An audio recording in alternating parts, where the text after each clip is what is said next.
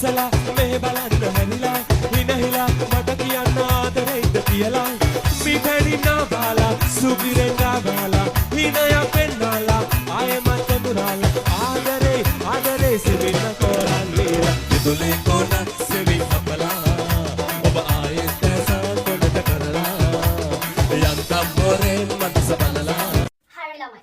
ඔයාලා දන්නවනේ අපි ට්‍රිප් එකක් ඇවිල්ලා තියෙන කියලා. ඔයාලා එන්ජොයි කරන්න ඕනේ. බට් ඉස්කෝලේ නම්බුව රකින්න ඕනේ. තේරුණාද?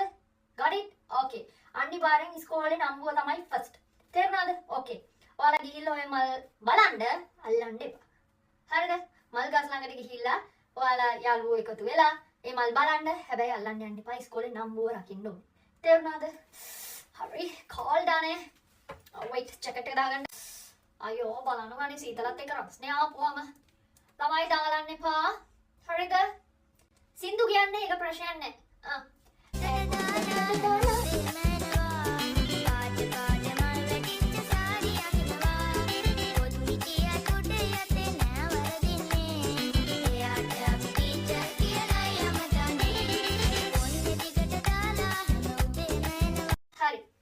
ළමයි හෙට මෙහෙට දුවන්න එපා. ඊට පස්සේ ඔයාලට මොනවා වුණත් අපිට තමයි වගේ කියන්න වෙන්නේ. නෙත් මිලාගේ අම්මා දෙන්න යන්න ඕනේ. නෑ දෙන්න යන්න ඕනේ. අත්තල ගන්න. පොත් තියෙනවනේ පොතට ලියන්න ඕනේ ඈ. මම ඔයයන් ප්‍රශ්න අහනවා. තේරුණාද? good very good. okay. නෙත් මිලාගේ අම්මා ඔය බනිසුයි මේ කිරි ළමයිට බෙදන්නකෝ. කෝ ළමයි පොලිමට එන්න. ඔයාලා දුන්නානේ ස්පොන්ජිත් දෙන්න. ඔව් බනිසුයි කිරි ස්පොන්ජි. ස්පොන්ජි කන අයට ස්පොන්ජි ටී බනිස් කන අයට ටී බනිස්. හරි බෙදන්න. අයියෝ දුවන්න එපා හිමීට පොර කනවා.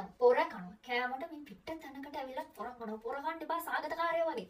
අර පිට මිනිස්සු බලනවා. තේරුණාද? ඔක බෙදන්න. හරි. අද ඔයාලා ට්‍රිප් එක එන්ජොයි කරා නේද? හරි. ට්‍රිප් එක ඉවර වෙලා ගෙදර ගියාන් පස්සේ හරි. හලෝ මේ අහන්නකෝ. මීඩියා ඩේට් එකට අපිට ලෑස්ති වෙන්න තියෙනවා. හරිද? ඔයාලා දන්නවනේ මම තමයි ඔයාලගේ මීඩියා යුනිට් එකේ අලුත් සභාපති. ඔන්නේ ෂෝ කන්ග්‍රැචුලේෂන් අලුත් මීඩියා සංගමේ සභාපති.